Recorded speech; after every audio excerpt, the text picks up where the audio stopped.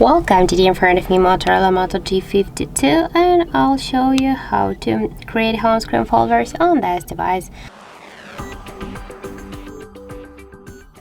So first hold for a while the application and drag this up to another one. Now we can see here the new created home screen folder and our device home screen.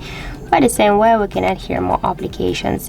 If you want to add or just rename the app, click here to edit name, and under the new one, for example apps, then just click here to home screen, and now we can see that this is our home screen folder just renamed successfully.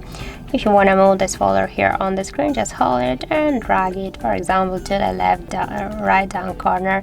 We can move these folders also between the screens here, and also we can create the new screen. As you can see, that's so simple.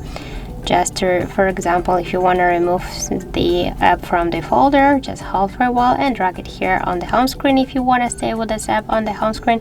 But if you want to remove this app from the home screen and from the lock screen and from the folder, just hold it and drag it to left upper corner to remove icon, and don't worry, you'll stay with this application here in apps menu. So that's it. Thank you for watching, and if you find this video helpful, don't forget to leave a like, comment and to subscribe our channel.